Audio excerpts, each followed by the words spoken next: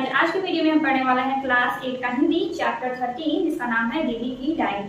Chapter 12 तक मैंने complete करवा दिया है। आपको सारे वीडियोस प्लेलिस्ट में मिल जाएंगे। क्लास 8 हिंदी का प्लेलिस्ट आपको इसी वीडियो के नीचे डिस्क्रिप्शन बॉक्स में मिल जाएगा। अदरवाइज आप प्लेलिस्ट वाले ऑप्शन में जाकर भी देखकर सारे वीडियोस ऑलरेडी अपलोडेड हैं, आप वहां से सारे वीडियोस चेकआउट कर सकते हैं। एंड लेटेस्ट वीडियो भी आपको प्लेलिस्ट में मिल जाएंगे, क्योंकि मैं जो भी वीडियो अपलोड करती हूँ तुरंत मैं उसको प्लेलिस्ट में डाल देती हूँ। ओके, तो ये वाला चैप्टर वैसे है बहुत आसान, अगर आप समझ जाएंगे तो यहाँ पे दीदी की डायरी है। दीदी की डायरी हेडलाइन से हमें ये पता चलता है कि ये चैप्टर जो है डायरी के बारे में है। और किसकी डायरी के बारे में? दीदी की डायरी के बारे में। ये किसकी दीदी की डायरी है, ये हमें इस चैप्टर को पढ़ने पे ही पता चलेगा।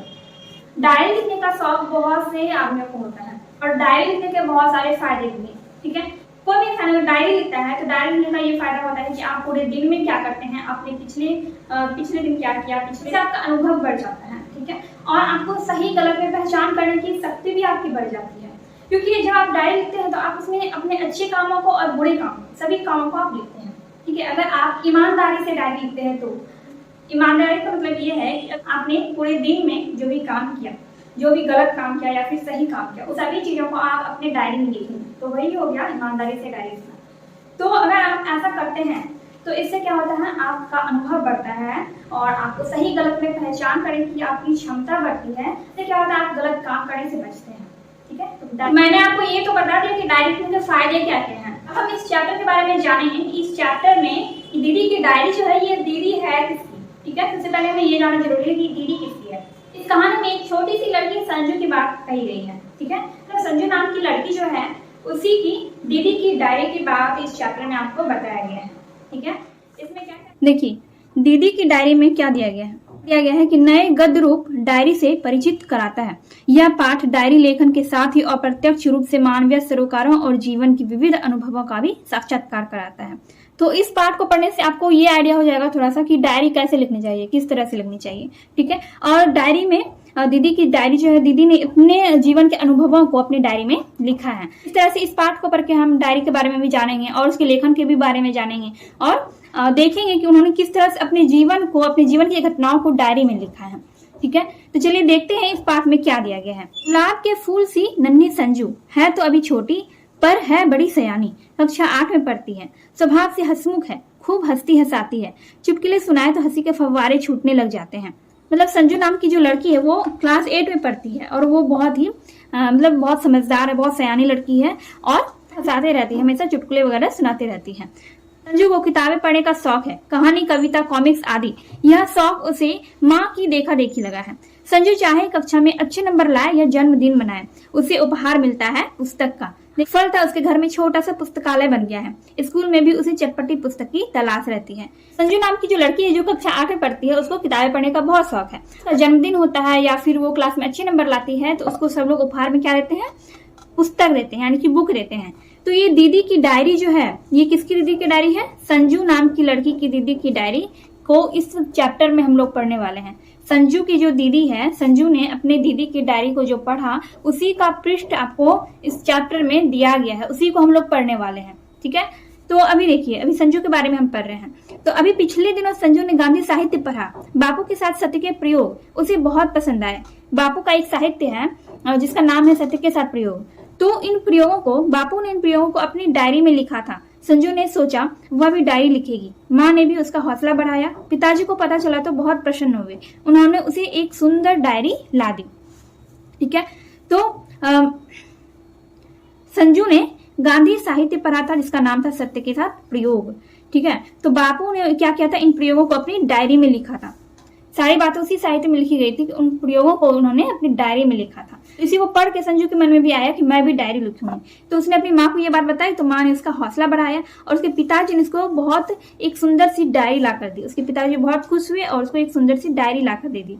ठीक है, तो अब संजू मुश्किल में पड़ गई, वह कैसे शुरू करे। डायरी तो उसको मिल गया, उसके पिताजी ने उसको बहुत अच्छी डायरी ला के दी, लेकिन वह मुश्किल में इसलिए पड़ गई क्योंकि उसे डायरी लिखना नहीं आता था। उसको यह नहीं पता चल रहा था कि वो डायरी लिखना कहाँ से स्टार्ट करे और कैसे स्टार्ट करे। समझ नहीं आ रहा था कि वो डायरी लिखना कैसे और कहाँ से स्टार्ट करें। तो उसने दीदी को अपनी इच्छा बताई। दीदी ने हौसला बढ़ाते हुए कहा, यह तो कोई कठिन बात नहीं, बस रात को मन लगाकर बैठ जाओ, दिन भर की सारी घटनाएं याद करो और वैसी की वैसी लिख दो, बस इसे प्रतिदिन लिखते रहना जरूरी है। संजू ने हट करते हुए कहा, दीदी अपनी डायरी दिखा दो ना, बस थोड़ा सा पढ़कर लौटा दूंगी। दीदी पहले तो हिचकिचाई, फिर बात मान ली। संजू ने दीदी की डायरी के जो पृष्ठ पढ़े वो नीचे दिए जा रहे हैं। देखिए यहाँ पर लिखा हुआ है कि संजू ने दीदी की डायरी के जो पृष्ठ पढ़े वो नीचे दिए जा रहे हैं। मतलब नीचे आपको जो भी आप चैप्टर में आप पढ़ने वाले हैं वो संजू की दीदी के डायरी के बारे में पढ़ने वाले हैं कि उनकी दीदी ने अपने डायरी में क्या क्या लिखा था। देखिए संजू को डायरी लिखना नहीं आता था, तो इसलिए उसने अपनी दीदी से उनकी डायरी मांगी। तो पहले तो उसकी दीदी हिचकिचा रही थी, क्योंकि देखिए डायरी में सारी प्रश्न बातें होती है, ठीक है। जिस भी इंसान का डायरी होता है उसकी लाइफ की सारी घटनाएं, सारी प्रश्न बातें, सारी चीजें उसमें लिखी हुई होती है। तो वो इसलिए किसी को भी अपनी डायरी नहीं देना चाहता था, लेकिन क्योंकि संजू छोटी बहन थी तो इसलिए उन्होंने संजू की दीदी ने संजू को डायरी दे दी, ठीक है। तो उसके बाद संजू ने उनकी डायरी को पढ़ा और उसी पढ़े हुए पृष्ठ को यहाँ पर नीचे दिया गया, डेट भी लिखा गया। देखिए 1 जनवरी 1997, 2 जनवरी 97 का मतलब हुआ कि 1 जनवरी 1997 का ये बात है, फिर 2 जनवरी 1997 का ये सारा बात यहाँ पर लिखा गया है। तो चलिए अब देखते हैं कि संजू की दीदी की डायरी में क्या क्या लिखा गया था। 1 जनवरी 1997 का पहले पढ़ेंगे। कॉलेज में कक्षा के सामने ठक ठक होती रही, कारीगर पत्थर तराश रहे थे, एक छोटी सी छेनी से वे पत्थर में फूल पत्तियां उकेर रहे थे। देखिए 1 जनवरी 1997 को जब उसकी दीदी कॉलेज गई होंगी, जब वो क्लास कर रही थी तो सामने ठक ठक की आवाज हो रही थी। क्यों? क्योंकि कारीगर जो है पत्थर पे काम कर रहे थे, मतलब पत्थर तराश रहे थे, पत्थर पे छेनी हथौड़े से वो फूल पत्तियां उकेर रहे थे, मतलब वहां पर काम चल रहा था, इसलिए आवाज हो रही थी ठक ठक की, ठीक है। तो ये हो गया 1 जनवरी 1997 का बात। अब 2 जनवरी 1997 को क्या हुआ, तो वो लिखती हैं कि आज सुबह शीला के घर गई, वह स्नान घर में थी, अकेली बैठे बैठे क्या करती, पत्रिका का पुराना रंगीन पृष्ठ नजर आया, उसी को उलटने पलटने लगी। इसमें एक चुटकुला बहुत मजेदार था, हंसते हंसते लोटपोट हो गई। अभी डायरी लिखते समय भी हंसी नहीं रुक रही है, फिर से पर पाँव इसलिए लिख लेती हूँ इसे, ठीक है। तो 2 जनवरी को वो शीला के घर गई थी, ठीक है। और उसकी जो सहेली थी, शीला जो थी उसकी दीदी, संजू की दीदी की वो सहेली थी, तो वो स्नान कर रही थी, स्नान कर रही थी, तो वो अकेले बैठे बैठे बोर हो रही थी। तो उन्होंने क्या किया कि पत्रिका का पुराना रंगीन पृष्ठ उसको एक दिखा, तो वो उलट पुलट करके उसको पढ़ने लगी और उसमें एक चुटकुला था जो कि बहुत मजेदार लगा उनको, और वो हंसते हंसते लोटपोट हो गई। देखिए चुटकुले को भी यहाँ पर लिखा गया है, जो भी चुटकुला उस कॉमिक्स में लिखा हुआ था, चुटकुले को यहाँ पर डायरी में उन्होंने, संजू की दीदी ने अपने डायरी में लिख दिया था ताकि वो उसको फिर से पढ़ सके। तो उसमें लिखा हुआ है कि एक खरीदार रहता है, ठीक है। तो वो मालिक से वो कहता है इस भैंस की तो एक आंख खराब है, मतलब भैंस के मालिक से खरीदार कहता है कि इस भैंस की तो एक आंख खराब है, फिर इस भैंस के 7,000 रुपये क्यों मांग रहे हो। तो मालिक बोलता है, भैंस का जो मालिक होता है वो बोलता है कि भैंस से दूध लेना है या सीधा करी करवानी है। तो यही चुटकुला था जिसको पढ़ के उसकी दीदी बहुत हंसी से लोटपोट हो रही थी। ताकि इसमें 2 ही लाइन लिखा गया है, हो सकता है कि चुटकुला थोड़ा सा बड़ा हो, लेकिन यहाँ पे 2 लाइन लिखा गया है सिर्फ याद रखने के लिए कि हाँ ये चुटकुला मैंने पढ़ा था। उसके बाद वो लिखती है कि माँ को कल रात से मलेरिया है, मैं तो रात भर उनके पास बैठी रही, खाना भैया ने बनाया, आलू मटर की सब्जी बनाई, गरम गरम रोटियां सेक ली, मैंने ज्यों ही पहला कौर मुंह में डाला तो फीका लगा, नमक तो था ही नहीं। माँ ने पूछा सब्जी कैसी बनी, मैंने कहा बहुत स्वादिष्ट है। इधर भैया का बुरा हाल, आंखें नीची, पर इससे क्या, नमक नहीं था तो कोई बात नहीं, बाद में डाल दिया। सोच रही थी अगर भैया 2 बार नमक डाल देते तो ये हो गया 2 जनवरी 1997 का बात। पहले उसकी दीदी यानी कि संजू की दीदी शीला के घर गई, जहाँ पे वो बैठ बैठ के बोर हो रही थी, तो उन्होंने एक कॉमिक्स पढ़ा। उसके बाद फिर वो लिखती है कि माँ को कल रात से मलेरिया है। तो जब उसकी माँ को मलेरिया हो गया था तो वो रात भर उनके माँ के पास, वो अपने माँ के पास बैठी रही। खाना उसकी दीदी ने नहीं बनाया, तो उसके भैया ने खाना बनाया था, यानी कि संजू के भैया ने। संजू और उसकी दीदी दोनों बहनें हैं तो इसलिए भाई तो उन दोनों का हुआ। तो संजू के भैया ने खाना बनाया, आलू मटर की सब्जी बनाई थी, गरम गरम रोटियां भी बनाई। उसके भैया ने उस दिन खाना बनाया और उसके भैया ने सब्जी में वो नमक डालना भूल गए। तो संजू की दीदी खाना एक बार मुंह में लेती है, एक और मुंह में लेती है, तो उनको बहुत फीका फीका सा खाना लगता है क्योंकि इसमें नमक नहीं था। तो जब उसकी माँ ने पूछा, संजू की माँ ने जब उसकी दीदी से पूछा कि सब्जी कैसी बनी है, तो जब उनकी माँ ने पूछा कि सब्जी कैसी बनी है, तो उनकी दीदी ने झूठ मूठ कर कह दिया कि बहुत स्वादिष्ट है। तो उनके भैया जो थे उनका बुरा हाल हो रहा था क्योंकि उन्होंने सब्जी में नमक नहीं डाला था, इसलिए वो मतलब आंखें नीची करके खड़े थे। लेकिन उसकी दीदी ने क्या किया, संजू की दीदी ने उसमें सब्जी में नमक नहीं था तो बाद में डाल दिया। तो फिर वो सोचने लगी कि अगर भैया 2 बार नमक डाल दिए होते तो क्या होता। देखिए सब्जी में नमक अगर कम हो तो उसको ऊपर से नमक डालकर खाया जा सकता है, लेकिन अगर नमक बहुत ज़्यादा हो तो उसको कम करना लगभग नामुमकिन है। खासकर सूखी सब्जी में नमक अगर ज़्यादा हो जाए तो उसको कम नहीं किया जा सकता है। गीली सब्जी में कर सकते हैं किसी तरह मुश्किल से, लेकिन सूखी सब्जी में नमक को कम करना मुश्किल हो जाता है। तो इसलिए उसके भैया जो है आंखें नीची करके वो खड़े थे। हो गया 2 जनवरी का बात। अब देखिए 3 जनवरी को क्या हुआ। 3 जनवरी 1997। फिर वो लिखती हैं कि पिकनिक का दिन रहा आज का। जहां हम गए वह स्थान बहुत सुंदर था, हरे भरे वृक्षों से घिरा हुआ, पानी से लबालब भरा एक सरोवर, शांत वातावरण, पक्षियों की चहचहाट। वहां पहुंचकर हम छोटी छोटी टोलियों में बट गए। मैं तो सईदा, नीलू, विमला और अंजू के साथ रही। ठीक है, ये कौन कह रही है? संजू की दीदी कह रही है कि मैं तो सईदा, नीलू, विमला और अंजू के साथ रही। संजू भी अपनी दीदी के साथ पिकनिक गई थी। ठीक है, उनकी सहेलियों के साथ, वो अपनी दीदी और उसकी सहेलियों के साथ वो भी पिकनिक गई थी। तो वहां जाकर सब लोग छोटी छोटी टोलियों में बट गए। वहां का वातावरण बहुत ही सुंदर था, पक्षियां वहां पर चहचहा रहे थे, पानी से लबालब भरा एक सरोवर था। वहां का वातावरण बहुत ही सुंदर लग रहा था। तो उसके बाद है यहाँ पे, पहले तो वहां चारों ओर घूमते रहे, नाव पर झूले, फिर सरोवर पर गए तो मछलियां देखते रहे, डूबती उतरती रंग बिरंगी तथा छोटी बड़ी मछलियां। तभी बहन जी ने बुला भेजा। अब सभी मैदान में आ इकट्ठे हुए, नरम नरम घास पर बैठ गए। गुनगुनी धूप थी, बारी बारी से हमने गाना गाया, ढोलक बजी तो नाच गान में रम गई सब। मंजू जो कक्षा में चुपचाप बैठी रहती थी आज खूब नाची। मैंने भी जादू का खेल दिखाया। खेल में जिसने जो फल चाहा उसे उसी फल की खुशबू सुंघा दी, जो मिठाई मांगी वही चखा दी। कितना आनंद आया लिख न सकूंगी। मेरे जादू के करिश्मे को देख संजू तो मचल ही गई, बोली 1-2 जादू तो मुझे भी सिखा दो दीदी, मैं भी विज्ञान के ऐसे दूसरे खेल सीखूंगी। मन करता है पिकनिक के दिन बार बार आए। तो ये कब का बात है? ये 3 जनवरी 1997 का बात है। संजू और उसकी दीदी और उसकी सहेलियों के साथ पिकनिक मनाने के लिए गई थी।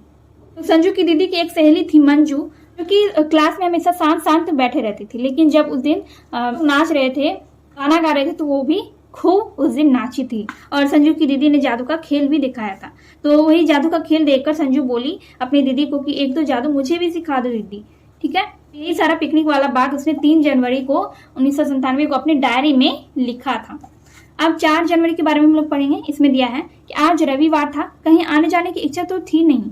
माँ ने चाट बनाई थी, जमकर नाश्ता किया, चाय की चुस्कियां ली और फिर सुबह सुबह ही बैठ गई। सोचा वह पुस्तक ही पढ़ डालूं जो कल पुस्तकालय से लाई थी। नाम तो बड़ा ही अजीब था, तोतो चान। एक जापानी लड़की की कहानी है। ठीक है, तोतो चान नामक एक किताब था जिसमें एक जापानी लड़की की कहानी थी, बड़ी मजेदार। जिस स्कूल में वह पढ़ती थी वह रेल के 6 डिब्बों में चलता था। जो जहाँ चाहे बैठे, जो चाहे पढ़े, शिक्षा का कोई डर नहीं, पूरी आजादी। तोतो चान एक मनमौजी लड़की जिसे अपनी शरारत के कारण कई स्कूल बदलने पड़े, वह यहाँ रेल के डिब्बे वाले स्कूल में जम गई। ठीक है, जम जाना का मतलब वहां पर जम जाना नहीं होता है। ठीक है, जम जाना यानी कि वो वहां पे टिक गई। मतलब तोतो चान नामक लड़की जो थी, एक जापानी लड़की थी वो, और तोतो चान एक बुक का नाम है। ठीक है, तो यही जापानी लड़की थी तोतो चान। तो उसी के बारे में उस बुक में लिखा गया कि वो एक मनमौजी और बहुत शरारती लड़की थी, और उसके अपने शरारतों के कारण ही उसको बहुत सारे स्कूल बदलने पड़े, क्योंकि उसको मतलब टीचर वहां के स्कूल से निकाल देते थे, क्योंकि वो बहुत ज्यादा बदमाशी करती थी स्कूल में। लेकिन वो रेल के डब्बे वाले स्कूल में वह जम गई। रेल के डब्बे वाले स्कूल में वह जम गई। मतलब वहां पे ना तो शिक्षक का डर था, और जिसको जो मन होता था वो पढ़ता था, और जिसको जहां मन चाहे वहां बैठता था। तो इसलिए उस स्कूल में वह जम गई। तो उसका जीवन बदल गया। मुझे यह पुस्तक बहुत अच्छी लगी, सोचती हूँ क्या हमें भी पढ़ने की ऐसी आज़ादी मिल सकती है। तो वो एक जापानी लड़की की कहानी थी, वो लड़की जापान की थी। तो ऐसा वहां पे था, इस तरह का स्कूल वहां पे था जापान में। तो ये 4 जनवरी का बात हो गया पूरा, कि उस दिन रविवार था, वो बैठी थी ऐसे खाली चुपचाप, उसकी दीदी खाली बैठी थी, तो उन्होंने एक किताब पढ़ी तोतो चान, जिसमें एक जापानी लड़की की कहानी दी थी, जिसके बारे में मैंने आपको अभी बताया। 5 जनवरी 1997। आज का पूरा दिन उदासी में बीता। माँ ने मुझे बार बार टोका, चिंता का कारण जानना चाहा, पर मैं कुछ बोल ना पाई। क्या बताऊं, वह मेरी सहेली नीलू है ना, कल से पढ़ने नहीं आएगी। 1 महीने के बाद यह गांव भी छूट जाएगा उससे। उम्र तो मेरी जितनी ही है, पर वाले उसके हाथ पीले करके ही दम लेंगे। हाथ पीले करना यानी कि उसकी शादी करवा कर ही दम लेंगे। मुझे मिली तो गले लगाकर रोने लगी।